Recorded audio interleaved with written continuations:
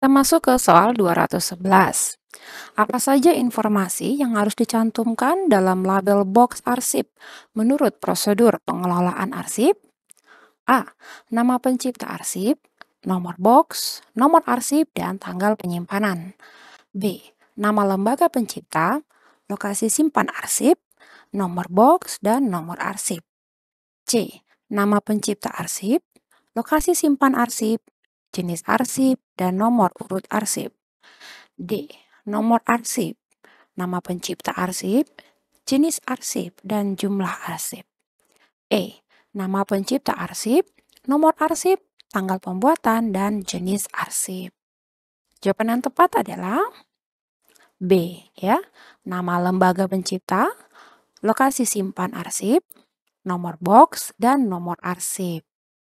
Itu ya. Jadi label box arsip ini harus mencantumkan informasi yang penting seperti nama lembaga pencipta arsip, lokasi penyimpanan arsipnya, nomor boxnya, nomor arsip.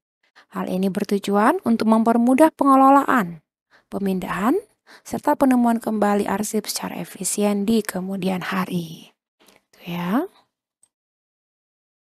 Oke, ini soal selanjutnya masih berkaitan dengan soal tentang box arsip ya. Soal ke-212. Apa fungsi utama box arsip dalam pengelolaan arsip inaktif? A. Untuk menata arsip berdasarkan tanggal pembuatan. B. Untuk menyimpan arsip dalam folder agar mudah ditemukan kembali. C. Untuk menghitung jumlah arsip yang disimpan. D. Untuk menyimpan arsip secara acak agar menghemat tempat. E. Untuk mengelompokkan arsip berdasarkan nama pencipta arsip. Jawaban yang benar adalah B. Untuk menyimpan arsip dalam folder agar mudah ditemukan kembali. Itu cukup jelas ya. Disimpan dalam arsip. Maaf, disimpan dalam box arsip ya. Itu agar tersimpan dengan rapi dan mudah ditemukan secara efektif dan efisien. Itu ya kegunaan dari box arsip. Soal selanjutnya nomor 213. Apa yang dimaksud dengan jadwal retensi arsip atau JRA? A. Daftar yang berisi jenis arsip yang disimpan berdasarkan urutan penciptaan. B. Daftar yang berisi jangka waktu penyimpanan arsip, jenis arsip, dan rekomendasi pengelolaannya. C. Daftar arsip yang akan dipindahkan ke pusat arsip. D. Jadwal pemusnahan arsip yang sudah tidak berguna. E. Jadwal pemeriksaan arsip yang akan disimpan di box arsip. Jawabannya teman-teman? Iya. Ini JRA tadi sudah kita singgung berkali-kali ya dalam soal-soal sebelumnya juga ya. Pasti teman-teman sudah tahu ya. Jawabannya adalah B. Daftar yang berisi jangka waktu penyimpanan arsip, jenis arsip, dan rekomendasi pengelolaannya. Itu ya. Jadi untuk lebih lengkapnya, jadwal retensi arsip atau JRA itu adalah daftar yang berisi jangka waktu penyimpanan arsip, jenis arsipnya, serta keterangan mengenai arsip. Apakah arsip tersebut akan dimusnahkan, akan dinilai kembali, atau dipermanenkan. Nah, JRA ini digunakan sebagai pedoman dalam proses penyusutan dan penyelamatan arsip. Ya. Itu salah satu kegunaan JRA. Kita lihat soal ke-214. Asas asal-usul dalam pengelolaan arsip bertujuan untuk A. Memastikan arsip tetap sesuai dengan urutan penciptaan aslinya. B. Memisahkan arsip berdasarkan tingkat kepentingannya. C. Mengelompokkan arsip berdasarkan fungsi lembaga pencipta. D. Menjaga arsip tetap terkelola dalam satu kesatuan pencipta arsip. E. Menentukan arsip mana yang perlu segera dimusnahkan. Apa jawaban yang tepat? Iya, jawabannya adalah D. Menjaga arsip tetap terkelola dalam satu kesatuan pencipta arsip. Itu ya tujuannya. Jadi asas asal-usul atau provenance tadi Itu adalah prinsip yang memastikan bahwa arsip dikelola dalam satu kesatuan sesuai dengan lembaga atau pencipta arsipnya dan tidak dicampur dengan arsip dari pencipta yang lain. Nah, asas ini menjaga konteks penciptaan arsip supaya tetap terjaga. Ya. Soal ke-215. Ruang lingkup pengelolaan arsip inaktif mencakup beberapa aspek penting. Manakah yang termasuk dalam ruang lingkup tersebut? A. Penataan arsip inaktif, pemeliharaan arsip inaktif, dan pengamanan arsip inaktif. B. Pemusnahan arsip inaktif, penyimpanan arsip aktif, dan pengamanan arsip aktif. C. Pemeliharaan arsip aktif, penataan arsip aktif, dan alih media arsip aktif. D. Penataan arsip aktif, pengamanan arsip aktif, dan pemeliharaan arsip aktif. E. Penyimpanan arsip inaktif, alih media arsip, dan pemusnahan arsip aktif. Jawabannya adalah A. Penataan arsip inaktif, pemeliharaan arsip inaktif, dan pengamanan arsip inaktif. Itu ya. Jadi ruang lingkup pengelolaan arsip inaktif itu mencakup 3 aspek utama, yaitu penataan, pemeliharaan, dan pengamanan arsip inaktif. 3 aspek ini memastikan bahwa arsip inaktif dikelola dengan baik sebelum diambil tindakan lebih lanjut, seperti pemusnahan atau penyerahan ke lembaga kearsipan. Itu ya, tentang pengelolaan arsip inaktif. Soal ke-217. Bagaimana arsip yang memiliki keterangan musnah dalam JRA dikelola setelah melewati masa retensinya? A. Arsip dipindahkan ke unit pengolah untuk pemeriksaan ulang. B. Arsip dijadikan bahan referensi di unit pengolah. C. Arsip dapat dimusnahkan sesuai peraturan perundang-undangan. D. Arsip diserahkan kepada lembaga kearsipan daerah. E. Arsip disimpan dalam box arsip untuk keperluan masa depan. Jawabannya adalah C ya. Arsip dapat dimusnahkan sesuai peraturan perundang-undangan. Itu ya. Untuk yang berketerangan musnah ya. Arsipnya setelah melewati masa retensinya dapat dimusnahkan ya sesuai peraturan. Tujuannya juga agar arsip tidak disalahgunakan oleh pihak-pihak yang tidak bertanggung jawab. Itu ya. Kita lihat soal ke-218. Siapa yang bertanggung jawab mengautentikasi arsip hasil alih media yang mempunyai retensi 10 tahun ke bawah? A. Kepala Lembaga Kearsipan Daerah. B. Kepala Unit Pengolah Arsip. C. Pimpinan di lingkungan pencipta arsip. D. Pejabat Arsip Nasional. E. Staf kearsipan dari unit kearsipan. Jawabannya adalah C. Ya, pimpinan di lingkungan pencipta arsip. Ya, untuk alih media arsip yang retensinya di bawah 10 tahun itu perlu diautentikasi oleh pimpinan di lingkungan pencipta arsip. Fungsinya untuk menyatakan bahwa arsip yang telah dialih mediakan itu asli ya atau sesuai dengan aslinya. Itu ya. Baik, cukup jelas. Soal ke-219. Apa yang dilakukan terhadap arsip hasil alih media yang mempunyai retensi di atas 10 tahun setelah dipindahkan ke lembaga kearsipan daerah? A. Arsip tersebut dihancurkan setelah dipindahkan. B. Arsip tersebut harus diautentikasi oleh pimpinan lembaga kearsipan daerah. C. Arsip tersebut disimpan sebagai arsip aktif di unit pengolah. D. Arsip tersebut dapat dijual kembali kepada pencipta arsip. E. Arsip tersebut diserahkan kembali ke pencipta arsip. Jawaban yang tepat adalah B. Ya, arsip tersebut harus diautentikasi oleh pimpinan lembaga kearsipan daerah. Itu ya untuk arsip hasil alih media yang retensinya di atas 10 tahun dan telah dipindahkan ke lembaga kearsipan daerah itu perlu diautentikasi oleh pimpinan ya dari lembaga kearsipan daerah tersebut. ya untuk memastikan keasliannya. Baik, kita lanjut ya. Boleh disesuaikan ya teman-teman pembahasannya sesuai dengan kenyamanan teman-teman masing-masing, bisa di-pause supaya lebih bisa dicerna soalnya, atau boleh diperlambat atau dipercepat. Jadi sesuai kenyamanan teman-teman saja ya. Oke, semoga tetap semangat ya. Baik, kita lanjut.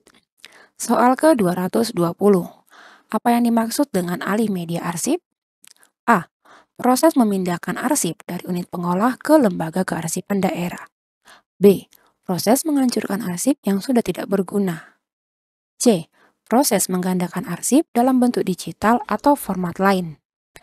D. Proses pemusnahan arsip dengan menggunakan media elektronik. E. Proses menduplikasi arsip ke dalam folder baru di unit pengolah. Jawaban yang benar adalah D.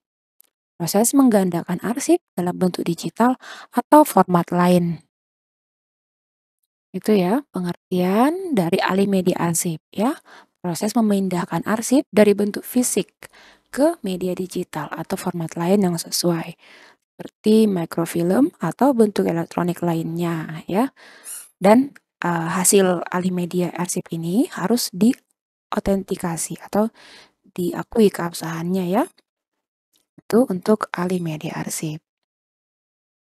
Kita lihat soal ke-221. Manakah dari berikut ini yang merupakan unit kearsipan yang berkedudukan di lembaga kearsipan daerah dan bertugas mengelola arsip inaktif? A. Unit kearsipan 1. B. Unit kearsipan 2. C. Unit kearsipan 3. D. Unit kearsipan umum. E. Unit arsip sentral. Jawabannya adalah A. Unit kearsipan 1 ya. Jadi unit kearsipan 1 ini berkedudukan di lembaga kearsipan daerah dan bertanggung jawab atas pengelolaan arsip inaktif dari perangkat daerah ya. Jadi perannya dari unit kearsipan 1 ini untuk menjaga, mengelola, dan melindungi arsip inaktif ya yang berasal dari berbagai instansi di daerah tersebut. Itu ya untuk unit kearsipan 1. Oke, kita lanjutkan. Soal ke-222. Di mana unit kearsipan 2 berkedudukan dan tugas utamanya? A. Di Sekretariat PD atau perangkat daerah ya, PD ini, dan bertugas mengelola arsip aktif. B. Di Sekretariat Perangkat Daerah dan bertugas mengelola arsip inaktif. C. Di Subbagian Umum pada perangkat daerah dan bertugas melakukan pemusnahan arsip. D. Di bagian umum pada Sekretariat Daerah dan Sekretariat DPRD, serta bertugas mengelola arsip inaktif. E. Di bagian arsip sentral dan bertugas memindahkan arsip. Apa jawabannya? Jawabannya adalah D. Di bagian umum pada Sekretariat Daerah dan Sekretariat DPRD, serta bertugas mengelola arsip inaktif. Itu ya untuk unit kearsipan 2. Itu berkedudukan di Sekretariat Perangkat Daerah. Bagian umum pada Sekretariat Daerah dan di bagian umum pada Sekretariat DPRD. Unit ini bertugas mengelola arsip inaktif di tingkat ini dengan tanggung jawab yang lebih pada pengelolaan arsip dari unit-unit di dalam pemerintah daerah. Itu ya, perbedaan dari unit kearsipan 1 dan unit kearsipan 2. Ke-223. Apa perbedaan utama unit kearsipan 3 dengan unit kearsipan 1 dan 2? A. Unit kearsipan 3 berkedudukan di bagian arsip sentral. B. Unit kearsipan 3 berkedudukan di subbagian umum pada perangkat daerah. C. Unit kearsipan 3 bertugas di Lembaga Arsip Nasional. D. Unit kearsipan 3 bertugas melakukan pemusnahan arsip. E. Unit kearsipan 3 hanya mengelola arsip aktif di perangkat daerah. Apa jawabannya? Jawabannya adalah B. Ya, unit Unit kearsipan 3 berkedudukan di subbagian umum pada perangkat daerah. Gitu ya, jadi itu perbedaannya ya. Unit kearsipan 3 di subbagian umum pada perangkat daerah. Ya, sedangkan untuk unit ini fokusnya pada pengelolaan arsip inaktif di tingkat subbagian. Biasanya unit kearsipan 3 ini lingkupnya itu lebih kecil di bawah perangkat daerah. Itu dia ya, unit kearsipan 1, 2, dan 3. Kita lihat soal ke-224. Apa yang dimaksud dengan manuver kartu deskripsi dalam pengelolaan arsip? A. Mengurutkan arsip berdasarkan nomor urut yang diberikan. B. Menggabungkan kartu deskripsi arsip dengan masalah yang sama dan memberikan nomor definitif. C. Menyusun arsip ke dalam box berdasarkan urutan kronologis. D. Memberi label pada box arsip berdasarkan nomor folder. E. Mengelola arsip berdasarkan nama pencipta arsip. Jawabannya adalah B, ya. Menggabungkan kartu deskripsi arsip dengan masalah yang sama dan memberikan nomor definitif, ya. Itu dia ya, manuver kartu deskripsi, ya. Itu adalah proses menggabungkan kartu deskripsi atau data arsip yang memiliki kesamaan masalah, mengurutkannya sesuai dengan skema yang telah ditetapkan dan memberi nomor definitif pada kartu deskripsi sebagai nomor penyimpanan berkasnya. Itu ya, tentang kartu deskripsi. Kita lihat soal 225. Proses apa yang dimaksud dengan manuver fisik dalam pengelolaan arsip? A. Menyusun arsip berdasarkan tanggal penerimaan. B. Menyusun berkas sesuai dengan nomor definitif arsip yang diatur menurut skema. C. Memindahkan arsip dari satu folder ke folder lainnya. D. Menyimpan arsip dalam format digital. E. Menyusun arsip berdasarkan jenis dokumen. Jawabannya adalah B. Menyusun berkas sesuai dengan nomor definitif arsip yang diatur menurut skema. Ya, jadi itu dia manuver fisik ya. Adalah proses penyusunan berkas berdasarkan nomor definitif arsip sesuai dengan skema yang ditetapkan. Hal ini untuk memudahkan pencarian dan penyimpanan arsip secara sistematis. Itu ya tentang manuver fisik. Next. Apa prosedur yang tepat dalam menata arsip ke dalam box? A. Menyimpan arsip dalam folder tanpa memberi kode. B. Menyusun arsip ke dalam box dengan nomor terkecil berada di depan. D. Menyusun arsip ke dalam folder yang diberi kode masalah atau subjek dan nomor urut definitif. D. Menggabungkan semua arsip dalam satu folder tanpa memperhatikan nomor urut. E. Menyimpan arsip secara acak dalam box. Jawaban yang tepat adalah D. Menyusun arsip dalam folder yang diberi kode masalah atau subjek dan nomor urut definitif. Ya, jadi arsip harus disusun ke dalam folder yang telah diberi kode masalah atau subjek ya. Dan nomor urut definitifnya harus sesuai. Ya, sehingga nantinya di waktu yang akan datang arsip lebih mudah untuk ditemukan. Ya, gitu ada aturannya ya. Untuk memasukkan arsip ke dalam box. Kita beranjak dulu ke soal 227. Dalam prosedur penataan arsip, bagaimana urutan arsip disusun di dalam box? A. Arsip disusun secara acak. B. Arsip disusun mulai dari nomor terbesar di belakang hingga nomor terkecil di depan. C. Arsip disusun secara kronologis dengan nomor terkecil berada di belakang. D. Arsip disusun berdasarkan subjek arsip dengan nomor urut menurun. E. Arsip disusun berdasarkan jenis dokumen. Ini masih ada kaitannya ya dengan soal sebelumnya. So, jawabannya adalah C. Arsip disusun secara kronologis dengan nomor terkecil berada di belakang. Itu ya cara menyusun arsip dalam box. Oke, cukup jelas ya, nomor terkecil berada di susunan paling belakang. Oke, kita beranjak ke soal 228. Bagaimana format hasil pemindaian arsip yang direkomendasikan untuk perlindungan arsip? A. JPEG dengan resolusi 72 dpi. B. PNG dengan resolusi 150 dpi. DPI ini sendiri artinya dots per inch ya, jadi tentang ketajaman gambarnya ya, kira-kira begitu. Yang C, TIFF tanpa kompresi dengan resolusi 600 dots per inch.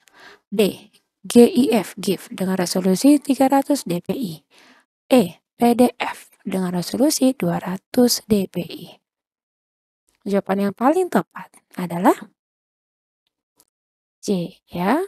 Jadi formatnya adalah TIFF tanpa kompresi dengan resolusi yang cukup tinggi ya, 600 dpi, 600 dot per inch. Itu dia ya. Sehingga gambarnya itu kualitasnya bagus ya, sangat baik. Hal ini juga untuk mencegah arsip dari kehilangan detail-detail yang pentingnya ya. Itu dia. Soal ke-229. Apa yang menjadi persyaratan minimum untuk resolusi pemindaian arsip asli? A. 100 dpi. B. 200 dpi.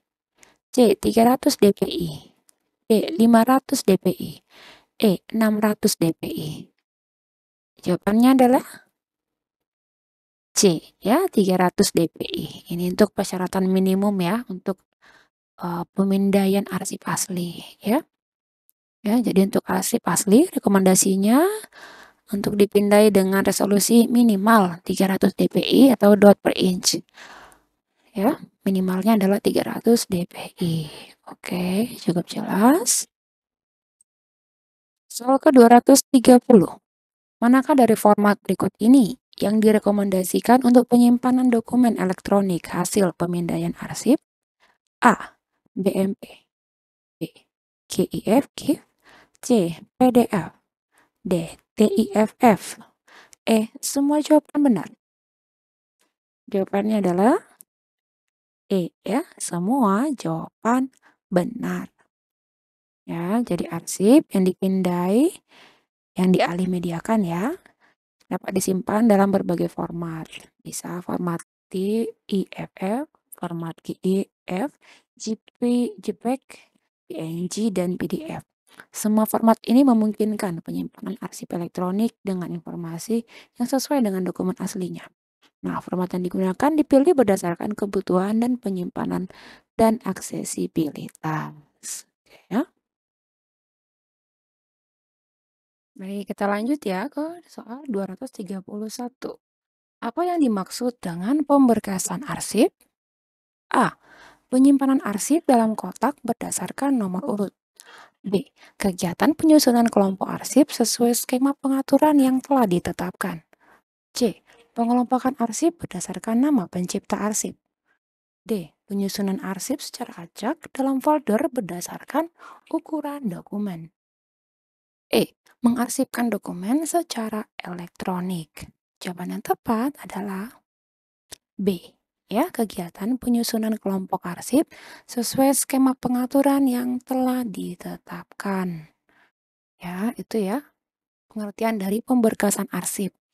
Suatu kegiatan menyusun kelompok arsip sesuai dengan skema atau sistem pengaturan yang telah ditetapkan. Ya, oke. Soal ini cukup jelas. Kita lihat soal ke-232.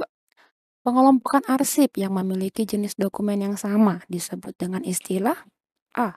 Rubrik. B. Dosier. C. Series. D. Klasifikasi. E. Kronologis. Jawabannya adalah C. Series. Ya, jadi series itu adalah pengelompokan arsip-arsip yang memiliki jenis dokumen yang sama. Pemberkasan jenis ini digunakan untuk mengatur arsip agar sesuai dengan format atau tipe yang serupa, sehingga memudahkan pengelolaannya. Kita masuk ke soal selanjutnya. Rubrik dalam pemberkasan arsip merujuk pada pengelompokan berdasarkan apa? A. Urutan kronologis. B. Jenis dokumen. C. Kesamaan urusan atau kegiatan. D. Kesamaan isi permasalahan. E. Nama pencipta arsip. Jawabannya adalah D. Kesamaan isi permasalahan. Itu ya untuk rubrik ya. Di rubrik itu adalah metode pemberkasan yang digunakan untuk mengelompokkan arsip yang memiliki kesamaan isi permasalahan. Dengan menggunakan rubrik, arsip dengan tema atau topik yang sama akan dikelompokkan bersama, sehingga memudahkan penelusuran masalah yang berkaitan. Itu ya, rubrik. Soal selanjutnya, dosier dalam pengelompokan arsip dilakukan berdasarkan apa? A. Kesamaan jenis dokumen. B. Kesamaan permasalahan. C. Kesamaan lokasi penyimpanan. D. Kesamaan urusan atau kegiatan. E. Kesamaan format digital. Jawabannya adalah D. Ya, kesamaan urusan atau kegiatan. Jadi dosier ini adalah pengelompokan arsip berdasarkan kesamaan urusan atau kegiatan. Arsip yang berkaitan dengan aktivitas atau urusan tertentu dikelompokkan bersama dalam satu dosier, sehingga dapat diakses dengan lebih efisien. Ya, itu ya cara pengelompokan arsip berdasarkan ini dosier tadi ya. Soal selanjutnya, apa yang dimaksud dengan record dalam konteks kearsipan? A. Informasi yang tidak terekam tetapi digunakan oleh organisasi untuk membuat keputusan. B. Informasi terekam yang tercipta atau diterima dan dipelihara oleh sebuah organisasi sebagai bukti transaksi atau kegiatan. C. Dokumen yang hanya digunakan dalam penyelesaian transaksi keuangan. D. Arsip yang telah dimusnahkan karena masa retensinya telah habis. E. Catatan yang tidak memiliki nilai bukti dari kegiatan yang dilakukan organisasi. Jawaban yang paling tepat adalah B. Ya, informasi terekam yang tercipta atau diterima dan dipelihara oleh sebuah organisasi sebagai bukti transaksi atau kegiatan. Jadi itu ya pengertian dari record ya. Informasi yang terekam dalam berbagai bentuk, bisa fisik, bisa elektronik. Ya, diciptakan atau diterima oleh organisasi untuk keperluan transaksi bisnis atau pelaksanaan kegiatan. Itu ya pengertian dari record. Kita lihat soal ke-236. Apakah istilah yang digunakan oleh masyarakat Yunani kuno untuk menyebut arsip? A. Papirus. B. Manuskrip. C. Arsivum. D. Arseon. E. Recordus. Jawaban yang benar adalah D. Ya, Archeon. Ya, jadi pada zaman Yunani kuno, arsip dikenal dengan istilah Archeon. Masyarakat Yunani kuno sudah mulai mengenal pentingnya penyimpanan hasil tulisan tangan atau manuskrip ya sebagai arsip untuk dokumentasi. Nah, soal selanjutnya ini soal 237 masih berkaitan dengan sejarah arsip ya. Pada zaman Babilonia 3000 sebelum Masehi ya, tahun 3000 sebelum Masehi. Media apa yang digunakan untuk mencatat informasi penting? A. Papirus. B. Kertas. C. Lempengan tanah liat. D. Kulit binatang. E. Daun lontar. Jawaban yang tepat adalah C. Lempengan tanah liat. Ya, itu ya. Itu terjadi di zaman Babilonia ya. Menggunakan lempengan tanah liat untuk catatan tertulis. Itu sebagai bentuk media ya, penyimpanan informasi yang tertua. Ya, dan saat itu digunakan untuk mencatat transaksi dan kegiatan pemerintahan. Beranjak ke soal selanjutnya, istilah papirus dalam konteks sejarah kearsipan terkait dengan penggunaan bahan apa dalam penyimpanan informasi? A. Daun lontar. B. Batu. C. Kertas. D. Kulit binatang. E. Tanah liat. Jawabannya adalah C. Kertas. Ya. Ya, jadi papirus ini adalah bahan yang berasal dari tumbuhan papirus yang digunakan sebagai media tulis oleh masyarakat Mesir kuno pada waktu itu.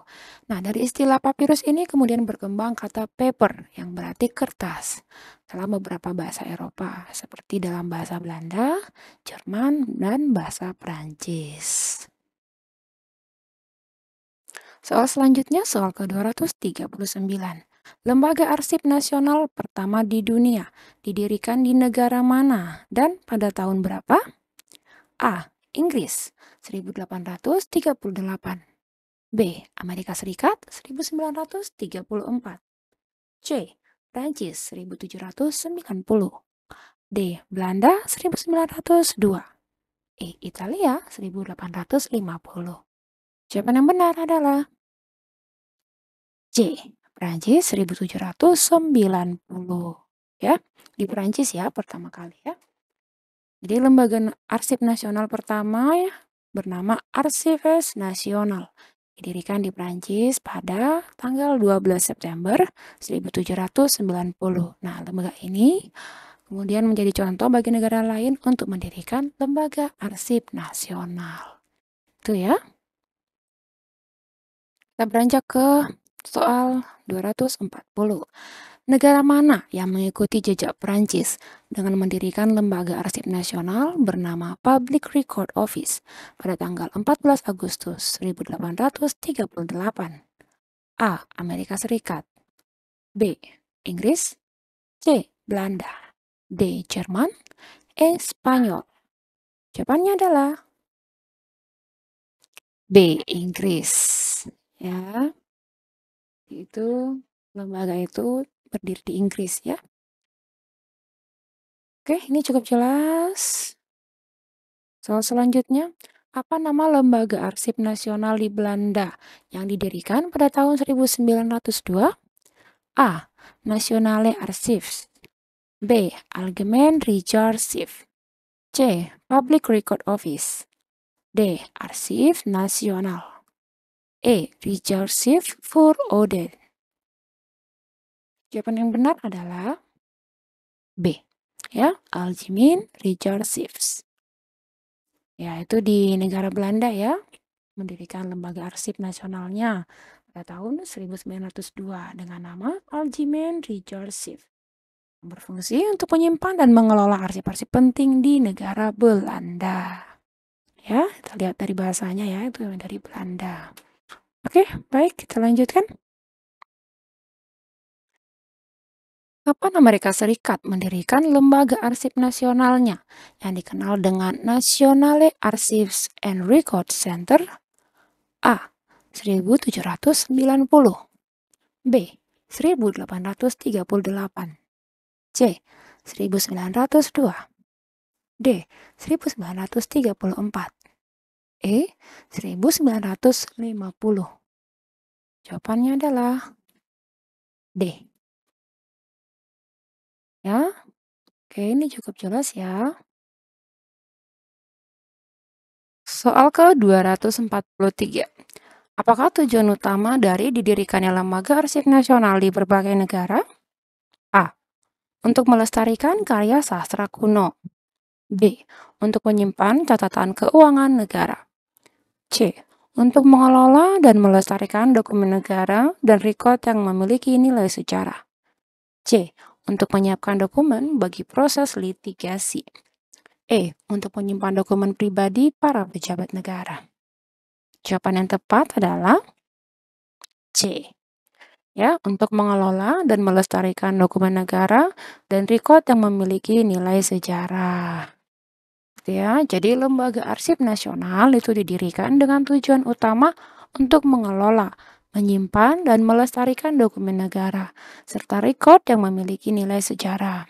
Lembaga ini bertanggung jawab dalam memastikan arsip tersebut tersedia untuk referensi dan keperluan pemerintahan maupun publik di masa depan. Itu ya kegunaan dari lembaga arsip nasional. Kita lihat sekarang soal ke-244. Kapan Gubernur Jenderal di Batavia membentuk lembaga arsip pertama yang dikenal sebagai Landsarchief? A. 28 Februari 1890. B. 17 Agustus 1945. C. 28 Februari 1892. D. 1 Januari 1900. E. 10 November 1948. Jawabannya adalah C. 28 Februari 1892. Itu ya. Ya, jadi di tanggal itu 28 Februari 1892, Gubernur Jenderal di Batavia membentuk lembaga arsip yang bernama Landsarchief ya, yang bertugas memelihara arsip-arsip lama dari masa pemerintahan Hindia Belanda dan VOC. Itu ya. Nah, soal selanjutnya masih berkaitan dengan soal ya sebelumnya ya. Siapa yang menjadi Landsarchivaris pertama yang bertugas mengelola dan memelihara arsip di Batavia? A. Mr. Jacob N. van der Chies. B. Gubernur Jenderal Van Imhoff. C. Herman Willem Dendels. D. Peter Both. E. Jan Peterson Cohen. Jawaban yang benar adalah A. Ya, Mr. Jacob N. van der Chies. Ya, jadi Mr. Jacob N. van der Chies adalah orang pertama yang diangkat sebagai Landsarchivaris untuk bertanggung jawab dalam memelihara arsip-arsip yang tersimpan di Batavia. Nah, orang ini juga merupakan pencetus gagasan pembentukan lembaga arsip tersebut. Itu ya. Soal berikutnya, apa fungsi utama dari lembaga Landsarchief yang didirikan di Batavia pada masa pemerintahan Hindia Belanda? A. Melakukan penelitian arsip secara akademis. B. Memelihara arsip lama dari masa pemerintahan Hindia Belanda dan VOC untuk kepentingan administrasi dan ilmu pengetahuan. C. Menerjemahkan dokumen sejarah ke dalam bahasa Indonesia. D. Melakukan konservasi arsip-arsip lama. E. Menerbitkan publikasi mengenai sejarah Hindia Belanda. Apa jawabannya? B. Ya, memelihara arsip lama dari masa pemerintahan Hindia Belanda dan VOC untuk kepentingan administrasi dan ilmu pengetahuan. Itu ya, itu tujuan didirikannya Landsarchief. Ya, memelihara arsip lama dari masa VOC dan pemerintahan Hindia Belanda. Jelas? Selanjutnya ya. Apa nama lembaga kearsipan yang dibentuk oleh pemerintah Republik Indonesia setelah mengambil alih Landsarchief dari Hindia Belanda? A. Arsip Nasional Indonesia. B. Kearsipan Republik. C. Arsip Negeri. D. Pusat Dokumentasi Indonesia. E. Arsip Nasional dan Sejarah. Jawaban yang tepat adalah C. Arsip Negeri. Itu ya. Jadi setelah diambil alih oleh pemerintah Indonesia, lembaga kearsipan yang tadi namanya Landsarchief diganti menjadi Arsip Negeri dan ditempatkan di bawah Kementerian Pendidikan, Pengajaran, dan Kebudayaan pada waktu itu. Itu ya namanya berubah ya menjadi Arsip Negeri.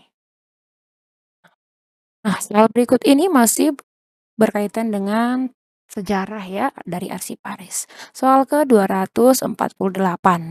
Pada tahun berapa Arsip Negeri secara resmi berubah nama menjadi Arsip Nasional? A. 1945. B. 1959. C. 1967. D. 1974. E. 1983. Jawabannya adalah B. 1959. Ya, jadi di tahun itu Arsip Negeri resmi berubah nama menjadi Arsip Nasional. Ya, pada tahun 1959. Lalu dari Arsip Nasional berubah lagi menjadi Arsip Nasional Republik Indonesia atau yang disingkat ANRI pada tahun 1974. Bahkan hingga saat ini ya, namanya masih tetap ANRI, Arsip Nasional Republik Indonesia. Baik, cukup jelas ya. Kita lihat soal selanjutnya. Sistem Kearsipan Nasional atau SKN berfungsi untuk apa dalam penyelenggaraan kearsipan di Indonesia? A. Menyimpan arsip dalam bentuk digital. B. Membentuk pola hubungan berkelanjutan antara berbagai komponen kearsipan. C. Mengatur distribusi arsip di lembaga swasta. D. Menyeleksi arsip untuk dimusnahkan. E. Mengawasi pengelolaan arsip oleh individu-individu. Jawabannya adalah B. Ya, membentuk pola hubungan berkelanjutan antara berbagai komponen kearsipan. Itu ya. Jadi sistem kearsipan nasional atau yang disingkat dengan SKN itu adalah sistem yang membentuk pola hubungan berkelanjutan antara berbagai komponen yang memiliki fungsi dan tugas tertentu dalam penyelenggaraan kearsipan secara nasional. Hal ini sesuai dengan Undang-Undang Nomor 43 Tahun 2009 tentang kearsipan.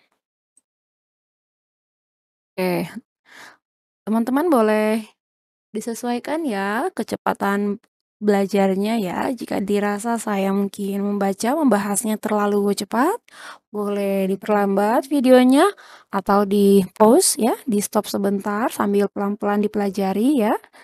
Pokoknya senyaman teman-teman ya, supaya belajarnya bisa lebih fokus dan akhirnya lebih lebih diingat gitu ya. Baik, kita lanjut lagi ya ke soal nomor 250. Kapan Hari Kearsipan Nasional diperingati di Indonesia? A. 1 Juni. B. 17 Agustus. C. 28 Oktober. D. 18 Mei. E. 12 November. Jawaban yang tepat adalah D. Ya, 18 Mei ya. Jadi Hari Kearsipan Nasional di Indonesia adalah pada tanggal 18 Mei. Ini untuk mengenang pentingnya pengelolaan arsip dalam sejarah dan administrasi pemerintahan. Baik, kita beranjak ke soal 251 ya. Sistem Informasi Kearsipan Nasional atau SIKN merupakan bagian dari penyelenggaraan e-government di Indonesia. Apa tujuan utama dari sistem ini? A. Mengarsipkan semua dokumen pemerintah secara fisik. B. Mempublikasikan seluruh arsip negara secara online. C. Memfasilitasi pengelolaan arsip secara elektronik. D. Mengganti sistem kearsipan manual dengan digital sepenuhnya. E. Mengkoordinasi kegiatan pengarsipan di sektor swasta. Apa jawaban yang tepat? Ya, jawabannya adalah C. Ya, memfasilitasi pengelolaan arsip secara elektronik. Itu ya, tujuan dari SIKN. Ya, jadi SIKN itu adalah sistem kearsipan yang berbasis elektronik untuk memfasilitasi pengelolaan arsip secara elektronik di lingkungan pemerintah. Hal ini untuk mendukung penyelenggaraan dari e-government ya, yang digagas oleh pemerintah itu ya, e-government. Oke, kita lihat soal selanjutnya, soal 252. Pada tahun berapa Arsip Nasional Republik Indonesia atau ANRI diresmikan dengan nama yang sekarang? A. Tahun 1945. B. 1959. C. 1967. D. 1974. E. 1980. Jawabannya adalah D. 1974. Ya, jadi di tahun itu nama dari Arsip Nasional Republik Indonesia atau ANRI resmi digunakan ya. Yang sebelumnya dari Arsip Negeri berubah nama menjadi Arsip Nasional, lalu terakhir berubah lagi menjadi Arsip Nasional Republik Indonesia. Itu ya sejarahnya. Soal ke-253. Apa nama organisasi kearsipan dunia yang berfungsi untuk mengkoordinasikan kegiatan kearsipan secara global? A. International Federation of Archives atau IFA. B. International Council on Archives atau ICA. C. Global Archival Organization atau GAO. D. World Archives Council atau WAC. E. United Nations Archives Commission atau UNAC. Apa jawabannya? Organisasi Kearsipan Dunia? Jawabannya adalah B. International Council on Archives atau ICA. Ya, jadi International Council on Archives atau ICA ini adalah organisasi kearsipan dunia ya, yang tujuannya memajukan pengelolaan arsip dan meningkatkan kerjasama antar arsiparis di seluruh dunia. ICA ini didirikan pada tahun 1948 ya, dan masih berdiri hingga saat ini. Itu ya, untuk Lembaga Kearsipan Dunia atau ICA. Lihat soal selanjutnya. Himpunan Profesi Arsiparis di Indonesia dikenal dengan nama A. Asosiasi Arsiparis Indonesia atau AAI. B. Ikatan Arsiparis Nasional atau IAN. C. Perkumpulan Kearsipan Nasional atau PKN. D. Forum Arsip Nasional atau FAN. E. Persatuan Arsiparis Indonesia atau PAI. Jawaban yang tepat adalah A. Ya, Asosiasi Arsiparis Indonesia atau AAI. Itu ya. Untuk Himpunan Profesi Arsiparis di Indonesia adalah AAI. Asosiasi Arsiparis Indonesia ya. Dibentuk sebagai wadah bagi arsiparis Indonesia untuk saling bertukar pengetahuan dan pengalaman serta mengembangkan keahlian dalam bidang kearsipan. Baik. Berikut ini masih tentang kearsipan. Soal ke-255. Penyusutan arsip meliputi pemindahan arsip inaktif dari unit pengolah ke unit kearsipan. Apa kegiatan pertama yang harus dilakukan dalam proses pemindahan ini? A. Pembuatan daftar arsip inaktif yang akan dipindahkan. B. Penyeleksian arsip inaktif. C. Penataan arsip inaktif. D. Penilaian oleh panitia penilai arsip. E. Pemusnahan arsip yang habis retensinya. Jawaban yang tepat adalah B. Ya, penyeleksian arsip inaktif. Ya. Jadi yang pertama kali dilakukan dalam proses pemindahannya ya adalah penyeleksian. Seleksi dulu ya arsip-arsip inaktif yang akan dipindahkan. Ya, soal selanjutnya. Apa kriteria arsip yang dapat dimusnahkan sesuai dengan ketentuan perundang-undangan? A. Arsip yang masih memiliki nilai guna ekonomis. B. Arsip yang retensinya belum habis. C. Arsip yang berkaitan dengan penyelesaian perkara. D. Arsip yang telah habis retensinya dan tidak memiliki nilai guna. E. Arsip yang dilarang dimusnahkan oleh peraturan perundang-undangan. Jawabannya adalah D. Ya, arsip yang telah habis retensinya dan tidak memiliki nilai guna. Itu ya yang akan dimusnahkan ya. Arsip yang sudah habis retensinya, tidak ada nilai gunanya, serta tidak berkaitan dengan penyelesaian perkara atau arsip tersebut dilarang dimusnahkan oleh peraturan perundang-undangan ya. Jadi arsip-arsip tadi yang memiliki syarat ini yang bisa dimusnahkan ya sesuai ketentuan perundang-undangan yang berlaku. Baik, cukup jelas ini. Oke, soal berikutnya ini masih berhubungan dengan pemusnahan arsip. Proses pemusnahan arsip melibatkan beberapa tahapan. Tahap apa yang dilakukan setelah penyeleksian arsip oleh arsiparis di unit kearsipan? A. Permintaan persetujuan dari pimpinan pencipta arsip. B. Pembuatan daftar arsip usul musnah. C. Penetapan arsip yang akan dimusnahkan. D. Penilaian oleh panitia penilai arsip. E. Pelaksanaan pemusnahan arsip. Apa jawabannya? Jawabannya adalah B. Pembuatan daftar arsip usul musnah. Itu ya. Jadi setelah arsip diseleksi, lalu arsiparis akan buat daftar arsip usul musnah, ya. Lalu dengan daftar ini akan dinilai oleh panitia penilai arsip, ya, sebelum pemusnahan disetujui.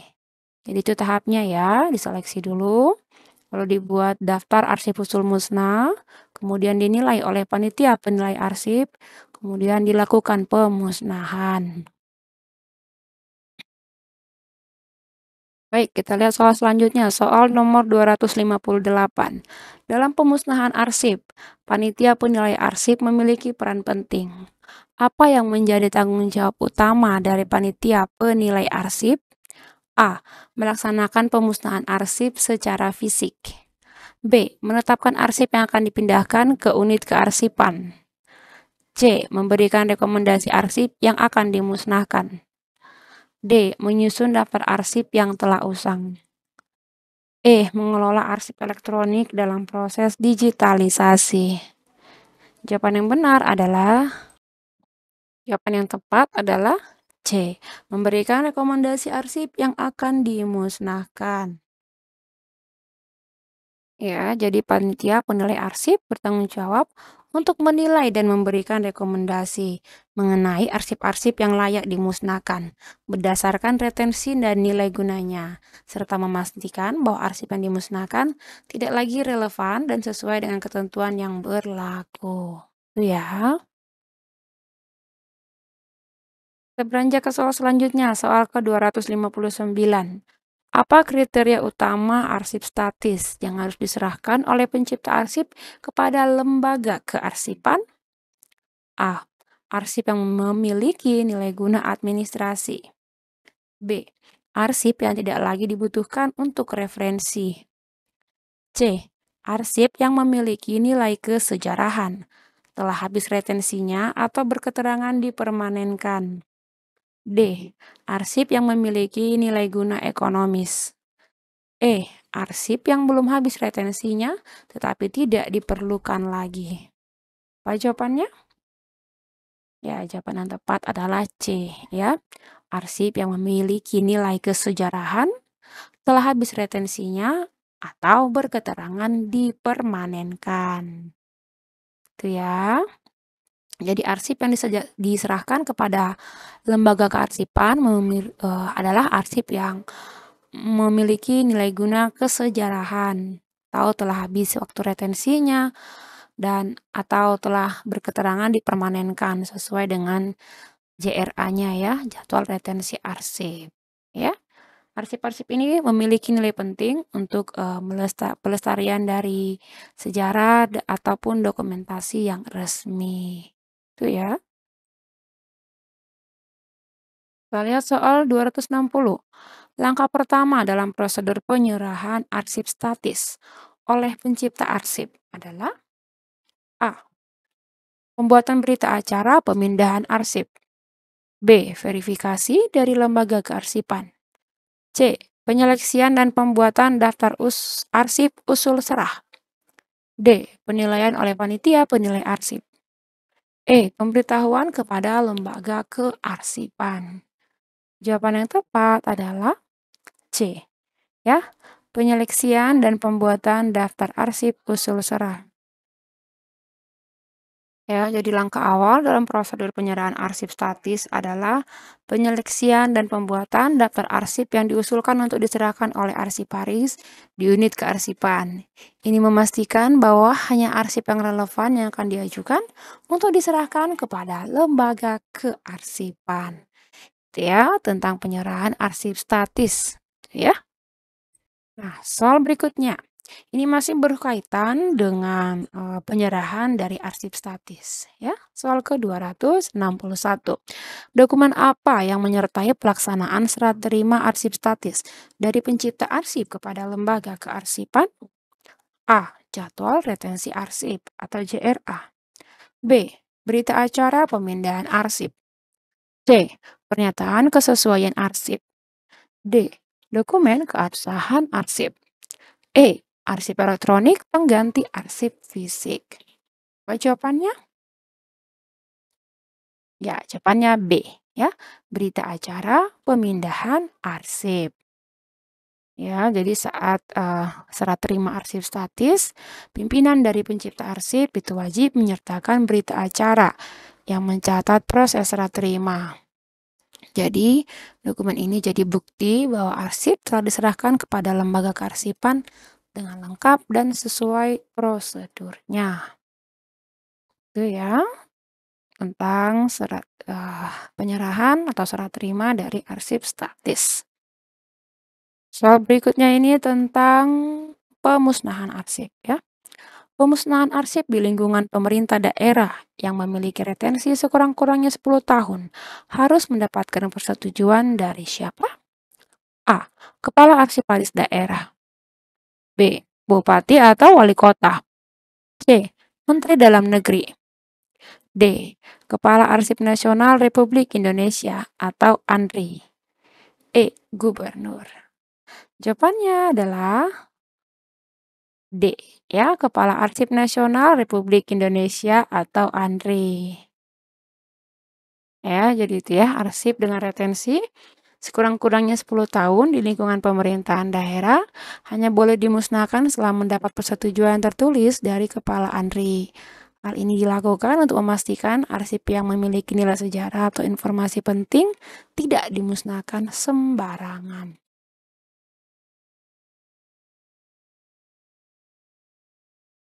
Selanjutnya soal ke-263. Ini masih berkaitan tentang pemusnahan arsip ya. Siapa yang memberikan persetujuan tertulis untuk pemusnahan arsip di lingkungan pemerintahan daerah, kabupaten, atau kota dengan retensi di bawah 10 tahun? A. Kepala ANRI. B. Sekretaris daerah. C. Bupati atau wali kota. D. Gubernur. E. Kepala arsip daerah. Jawaban yang tepat adalah C. Bupati atau wali kota. Itu ya. Untuk arsip yang retensinya di bawah 10 tahun di kabupaten atau kota, persetujuan tertulis untuk pemusnahannya harus didapat dari bupati atau wali kota sesuai dengan kewenangannya dalam tata kelola arsip daerah.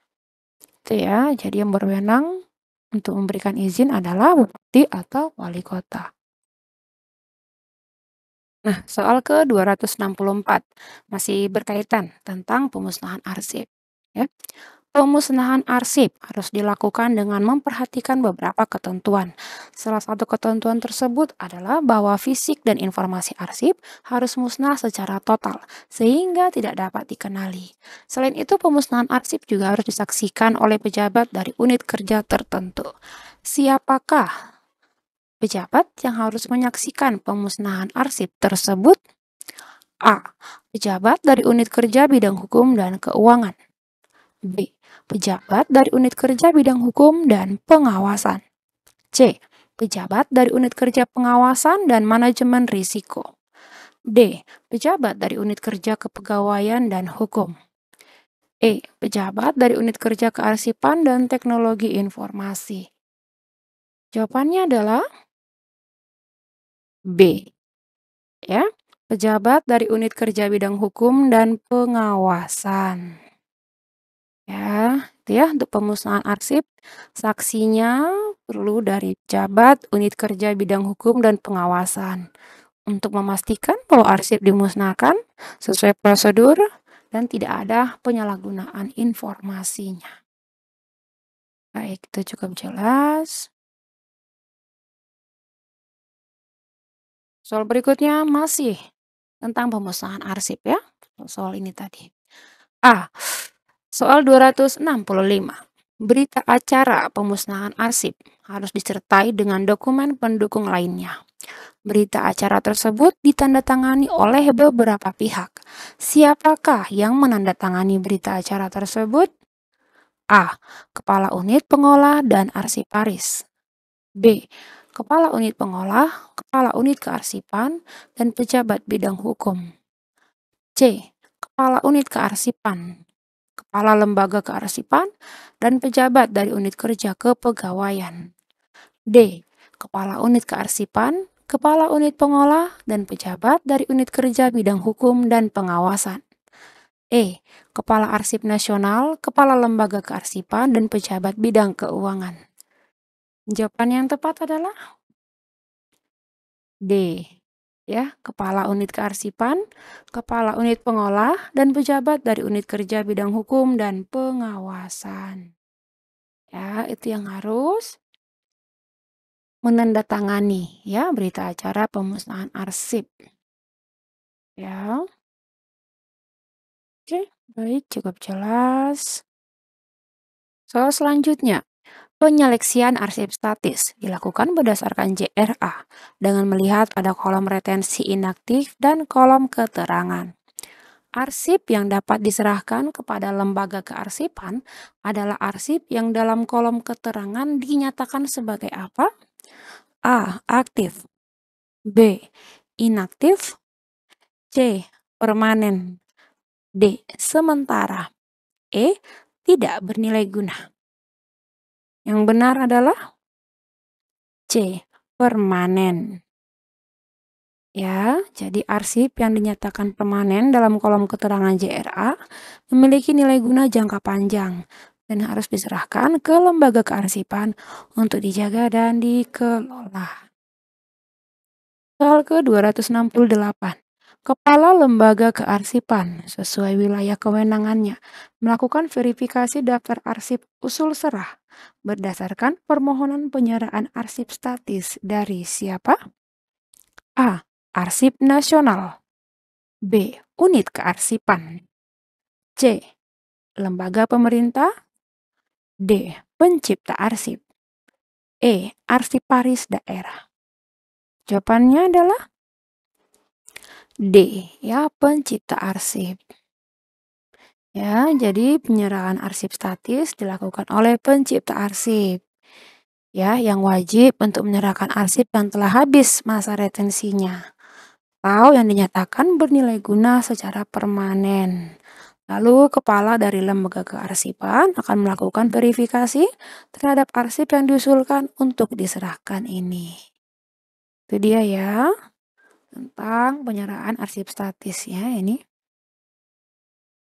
Soal selanjutnya, apa yang dimaksud dengan arsip vital? A. Arsip yang tidak penting untuk operasional organisasi, tetapi masih perlu disimpan. B. Arsip yang keberadaannya penting, namun bisa digantikan apabila hilang. C. Arsip yang tidak dapat diperbarui dan sangat penting untuk kelangsungan operasional pencipta arsip. D. Arsip yang hanya penting untuk jangka waktu singkat. E. Arsip yang dapat diperbarui dan tergantikan jika rusak. Pilihan jawaban yang benar adalah C ya, arsip yang tidak dapat diperbarui dan sangat penting untuk kelangsungan operasional pencipta arsip. Ya, jadi arsip vital ini tidak dapat diperbarui, tidak tergantikan kalau rusak atau hilang, dan penting bagi kelangsungan operasional dari si pencipta arsip. Itu ya pengertian dari arsip vital. Soal selanjutnya, soal 270.